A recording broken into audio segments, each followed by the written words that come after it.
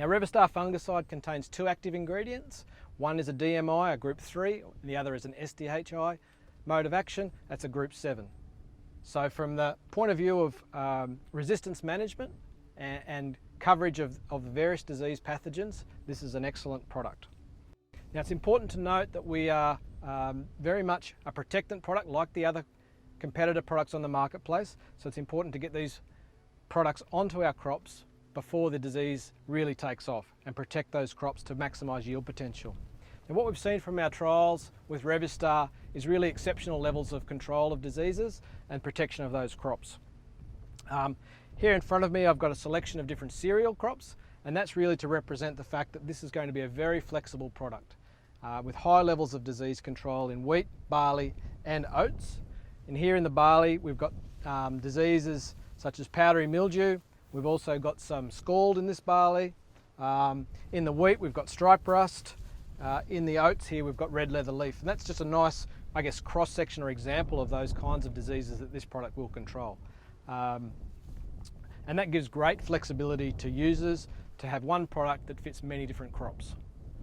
In addition to the great performance, we also have done a lot of trial work around compatibilities.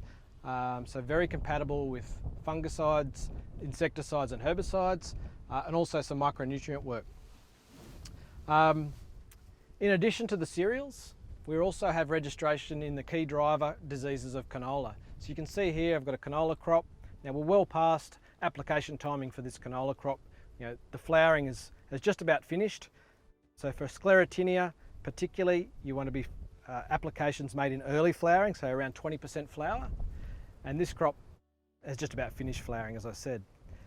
Now, the reason that we're applying early in flower is because the disease life cycle of sclerotinia, coming from the petals drop, and they drop into and get caught in the axis between the stem and the leaves. A little bit of moisture in there, and the disease will start to cycle and start to infect stems. And as soon as you start to have that stem infection, you're constricting the flow of nutrients through the plant, and you're really limiting yield potential.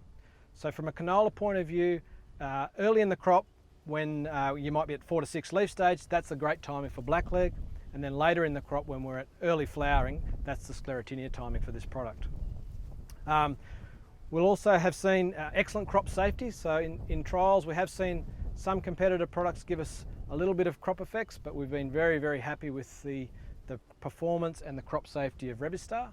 We have got some sclerotinia in this crop. So if we see down here in the axis of the leaf and the stem, we have that the first lesion coming there.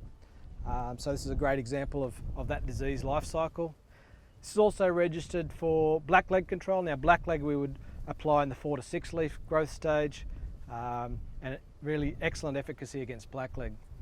We have seen excellent crop safety from this product at both timings, whether it's early for blackleg control or later in the crop for sclerotinia control.